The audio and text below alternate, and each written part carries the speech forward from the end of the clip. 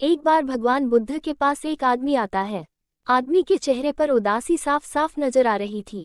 बुद्ध ने उसको देखते ही उससे पूछा, बताओ तुम्हारे दुख का कारण क्या है।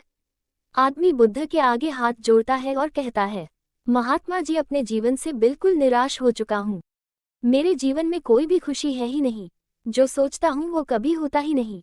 पढ़ाई कर रहा था तब सोचता था कि अच्छे से पढ़ाई करूंगा तो अच्छी नौकरी मिलेगी और ज़्यादा पैसे कमाकर माँ बाप के लिए एक घोड़ा गाड़ी खरीद लूंगा।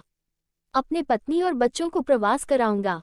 लेकिन अच्छे से पढ़ लिख कर भी नौकरी मिली तो सही, लेकिन इतने पैसे नहीं मिलते जिनसे ये सारी इच्छाएं पूरी कर सकूं। जैसे तैसे सिर्फ खाने पीने का इंतजाम हो पाता है। काम पर जाना और घर आना, बस यही मेरी जिंदगी बन चुकी है। आदमी की बातें सुनकर बुद्ध उसको पास के एक बगीचे के नज़दीक लेकर गए। बुद्ध ने उस आदमी से कहा कि मैं तुम्हारी सारी समस्याओं का हल बता दूंगा, लेकिन उसके लिए तुम्हें मेरा एक कहा मानना होगा। आदमी ने कहा वो हर बात मानेगा। तथागत उसे एक पास के फूलों के बगीचे के पास लेकर गए। बुद्ध ने आदमी से कहा, नजर आए उसे मेरे लिए तोड़ कर ले आओ।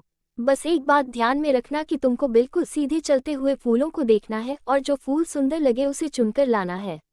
एक बार जिस फूल के आगे तुम निकल गए उसे तुम पीछे मुड़कर नहीं तोड़ सकते। आदमी बुद्ध की बात ध्यान से समझने के बाद बगीचे में गया। आदमी को बगीचे में प्रवेश करते ही कई सारे सुंदर फूल दिखाई दिए, लेकिन आदमी ने उनमें से एक भी फूल नहीं तोड़ा, क्योंकि उसे विचार आया कि हो सकता है आगे इनसे भी ज्यादा सुंदर फूल मिले।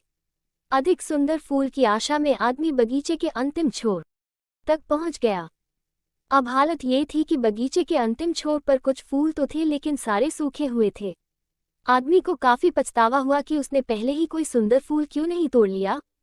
उस आदमी के पास अब सूखे हुए फूल में से फूल तोड़ने के अलावा कोई रास्ता नहीं बचा था।